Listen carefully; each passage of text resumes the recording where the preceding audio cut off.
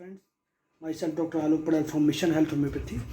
तो आज हम एक छोटा सा केस करते हैं। ये ऑडियो केस है, तो इसको आप अच्छे से ध्यान से सुनिए, फिर हम इसको एनालिसिस करते हैं। तो ये ऑडियो आप ध्यान से सुनिए। हालांकि फास्फोरस से आराम था क्योंकि मैं कुछ भी बात कर रहा था ना, तब भी खांसी आ जा रही थी। तो कल फिर मैंने फास्फोरस ली, तो आज तो थोड़ा थोड़ा सा रिलीफ है, लेकिन आवाज में रिलीफ नहीं है। आवाज एज इट इज है। तो बस कुछ नहीं कैसे हो गया? कहूँगा। हाँ, कैसे हो गया? चला जाऊँ। क्या पता खांसी कैसे हुई, मुझे भी नहीं पता चल रहा। खांसी कैसे चालू हो गई अचानक। पहले गले में दर्द रहा, मुझे लग रहा कि एक आध दो दिन, एक आध बार ऐसा हुआ कि पवित्र क्या बेटा क्या करता है कि मतलब वो ब्लैंकेट वगैरह वो कर देता है, तो उसकी वजह से मुझे लग रहा है कि ठंड ठंड में गले मतलब सांस ठंडी ठंडी हवा चली लग गई होगी। तो एक दो दिन ऐसा हल्का सा फीवरिश टाइप का लगा। तो मैंने सोचा भैया बॉडी बॉडी पार्ट अनकवर्ड रह गया होगा रात को। तो फिर मैंने रस्टॉक्स खाई, तो रस्टॉक्स से थोड़ा आराम लगा। जो दर्द वर्द था, फीवरिश फीलिंग थी, वो चली गई।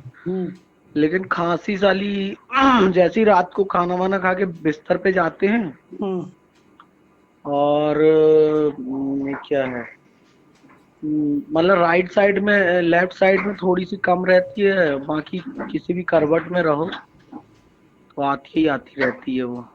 क्या? तो दो तीन खांसी, तो दो तीन दिन तो मैं सोया ही नहीं, मतलब खांसी ही चलती रही कंटिन्यू मेरे को।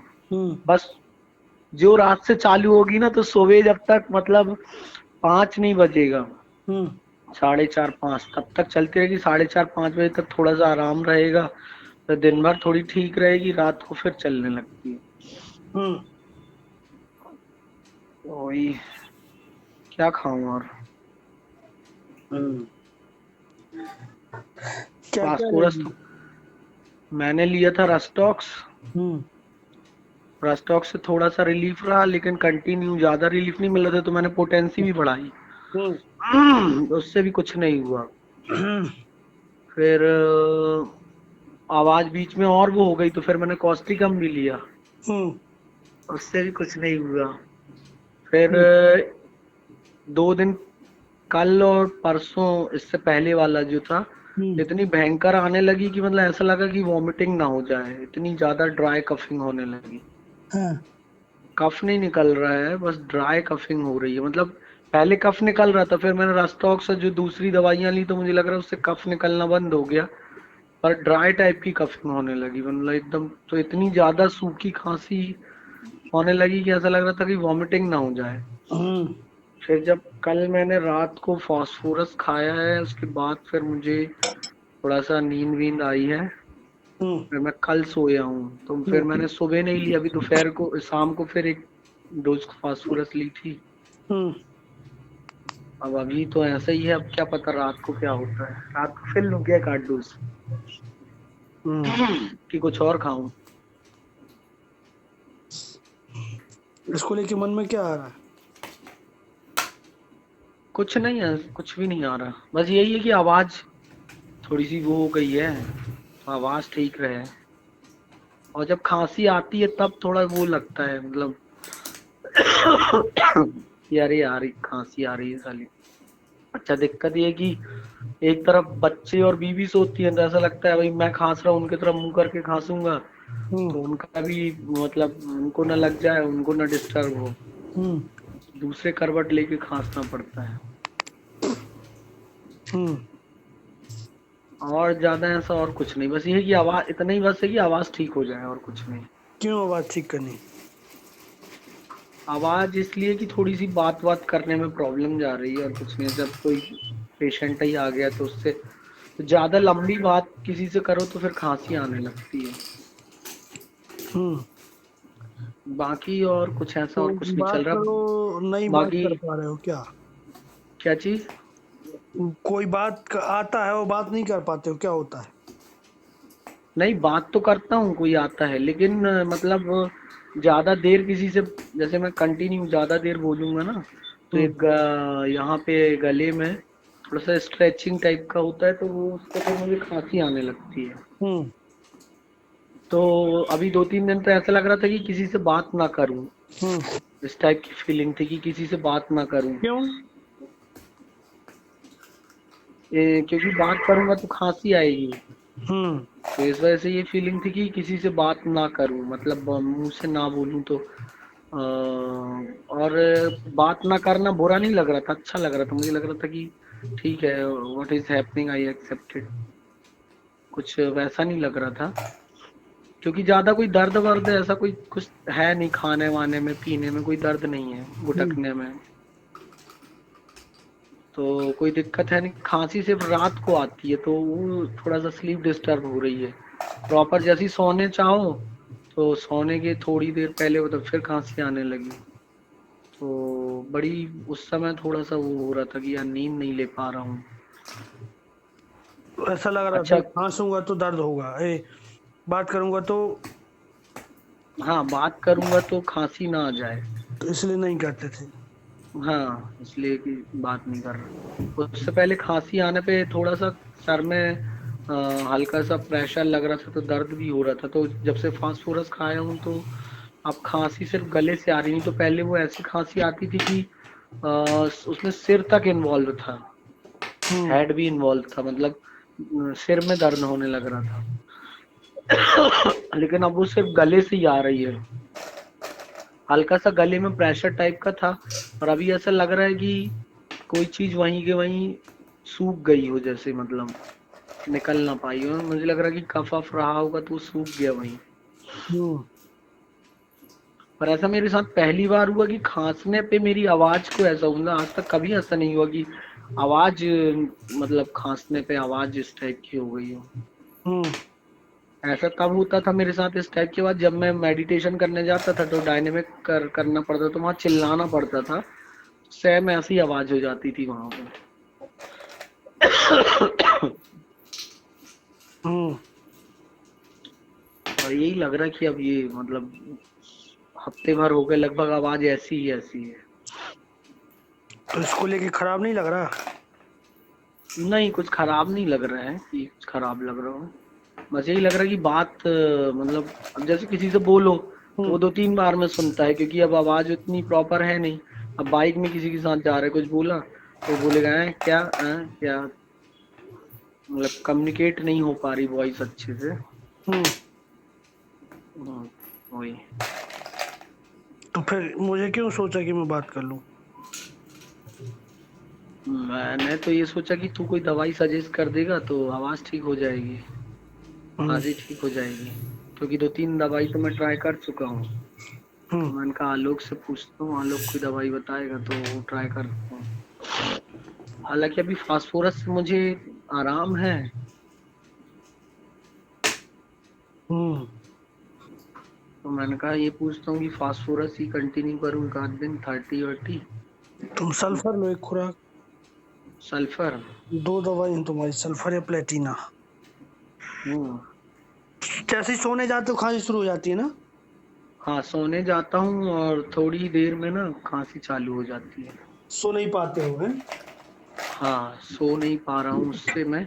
तो ना सोने की वजह से मुझे कोई कॉम्प्लिकेशन नहीं आ रहे, लेकिन कि ना सोने की वजह से मेरे को कुछ दिक्कत हो रही हो, मतलब ऐसा कुछ अनफ्रेश फीलिंग नहीं हो रहा है। लेकिन नींद नहीं पूरी ले पा रहा हूँ। पर अभी कल तो आई है नींद मुझे। कल फास्फोरस के बाद मुझे नींद आई थी, क्योंकि खांसी नहीं चली। हम्म। तो आवाज आवाज लेकिन नहीं है तो अब खांसी मैं अभी है क्या? नहीं? अब मेरा मेन कंसर्न मेरी वॉइस ही है, कि वॉइस ठीक हो जाए, हाँ। कि आवाज ठीक हो जाए। हम्म। हम्म। अभी कहाँ, घर पे है क्या? आओ। तो क्लिनिक ही आ रहा है। फटका लग रहा है क्या? तो आपने सभी ने ऑडियो सुना, तो इस केस को हम एनालिसिस करते हैं।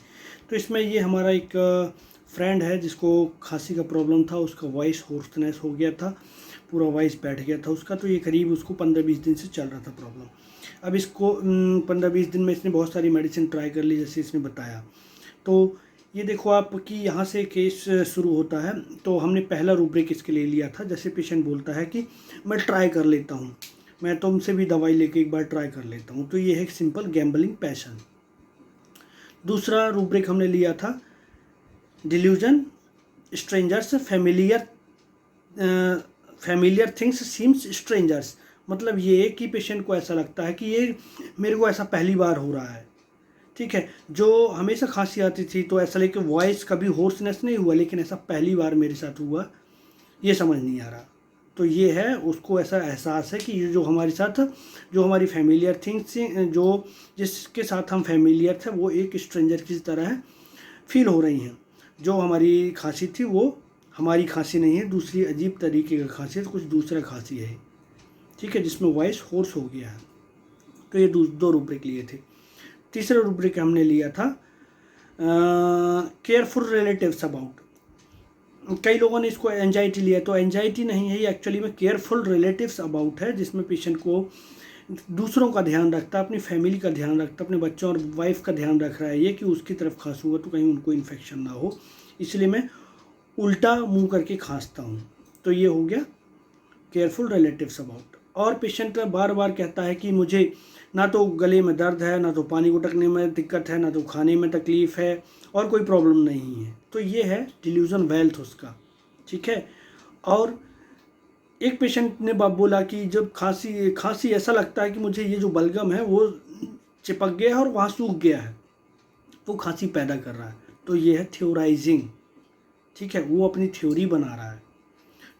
अब एक और रूब्रिक आता है हमारे पास, delusion injury injured is being. Patient को ऐसा लगता है कि मुझे इंजरी हो रही है, मैं सो नहीं पा रहा हूँ, ठीक है, मेरे को इधर उधर दर्द भी हो रहा है खांसने के टाइम पे, तो उसका कुछ ना कुछ नुकसान होता रहता है किसी एक चीज़ की वजह से। तो जैसे इसको खांसी की वजह से उसका नींद का नुकसान हो रहा है, सो नहीं पा रहा है बराबर से, ठीक है, और बिजनेस में बराबर से अपना इन्वॉल्व नहीं हो पा रहा है, जैसे कि अपनी क्लिनिक पर बराबर से पेशेंट से बात नहीं कर पा रहा है। तो जहाँ पे ये कुछ हो रहा, कुछ गड़बड़ हो जा रहा है, बात नहीं कर पा रहा है, नींद नहीं आ रही है, दर्द होता चला जा रहा है, तो ये सारी चीज़ें delusion injury injured is being में आपको लेना है। तो इतने रूब्रिक हमने मिलाने के बाद उसको गैम्बलिंग पैशन आपको बता दिया हमने कि ट्राई कर लेते, थ्योराइजिंग बता दिया, केयरफुल रिलेटिव्स अबाउट बता दिया, delusion injury injured is being बता दिया, डिल्यूजन वेल्थ बताया आपको। और एक रूब्रिक और था हमारे पास कि जब पेशेंट जैसे बोलता है ना कि जैसे मैं जाता हूँ, सोने के लिए जाता हूँ, तो मेरे को खांसी शुरू हो जाती है, तो ये है उसका कफ स्लीप गोइंग टू या स्लीप कफ स्लीप बिफोर, ये रूब्रिक लिया था।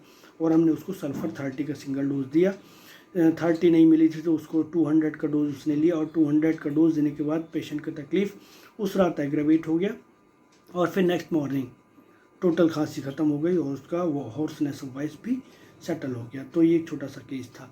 और ये ओवरऑल पेशेंट जो है मेरा फ्रेंड है, तो अभी इस एज में भी जो उसके बाल हैं, मतलब हमारी यंग एज का है वो, तो उसके बाल जो हैं पूरे प्योर वाइट हो गए हैं, लेकिन उसको कोई फ़र्क नहीं पड़ता, कभी उसने डाई नहीं करी।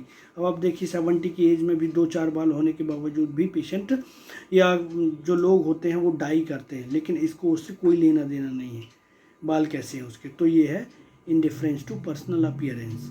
तो ये एक फिलोसोफर टाइप का बंदा है, ओशो के आश्रम में जाता है, वहाँ लंबा लंबा मेडिटेशन करता है, और बहुत ज़्यादा इतना दुनियादारी से मतलब नहीं रखता, बहुत अफेक्शनेट है, बहुत हेल्पिंग केयरिंग नेचर है इसका।